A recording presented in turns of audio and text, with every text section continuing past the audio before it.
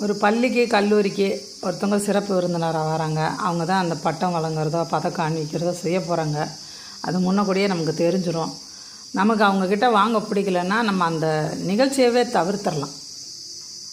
அப்புறமா அதை வாங்கிக்கலாம். நம்மளோட பட்டத்தை நம்மக்கிட்ட தானே கொடுப்பாங்க. அன்றைக்கி அந்த பொழுதில் வாங்கலாட்ட கூட நம்ம அப்புறம் வாங்கிக்கலாம்.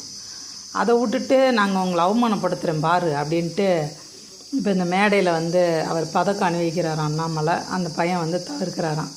டிஆர் பாலுவோட பேரன் போல்.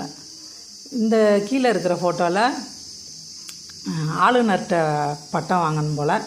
அந்த அம்மா யாரோ அரசியல்வாதியோட மனைவியாம். அதனால் ஆளுநரை தவிர்த்து போய் இன்னொருத்தர்கிட்ட போய் பட்டம் வாங்குறாங்க. இது நாகரிகம் இல்லைங்க. யார் கொடுக்குறாங்கன்னு தெரிஞ்சு தானே நிற்கிறீங்க. அவங்க கொடுக்குற இடத்துல இருக்காங்க, நீங்கள் வாங்குகிற இடத்துல இருக்கீங்க.